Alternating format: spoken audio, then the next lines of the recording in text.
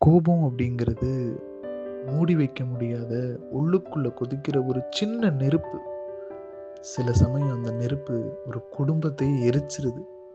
ஒரே ஒரு வார்த்தை நம்ம மனசுல இருந்த அந்த பாசத்தை அந்த நிமிஷத்திலேயே கொலை பண்ணிடும்.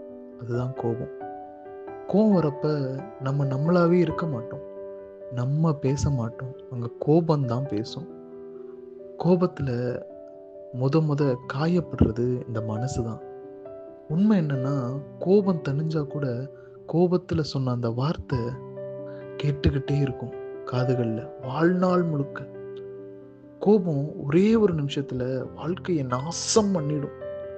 யாரையுமே நம்ம இழக்கிறதுக்கு விதியோ வெறுப்போ இல்லைங்க காரணம். கோபம் மட்டும்தான். சரி, கோவப்பட்டுட்டோம் போய் மன்னிப்பு கேட்போம்னா ஈகோ விடாது.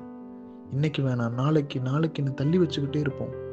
கடைசி வரை சிலருக்கு அந்த வாய்ப்பு கிடைக்காமலே போயிருது. பாசத்துல உறவுகளை சம்பாதிக்கிறதும் கோபத்துல உறவுகளை சாம்பலாக்குறதும் நம்ம கிட்ட தான் இருக்கு. கோபத்துல ஜெயிக்கிறவன் பெரிய ஆளே கிடையாது.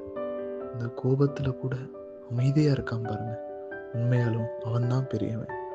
கோபம் அப்படிங்கிற இருட்டுல விழுந்துட்டா பாசம் அப்படிங்கிற பகல் தெரியாமலே போயிடும். நீங்க கோபம் கொள்ள வேண்டிய இடத்துல அமைதியான சிரிப்பை மட்டும் கொடுத்தீங்கன்னா அதை விட சிறந்த பதிலடி வேற என்ன இருக்க முடியும்?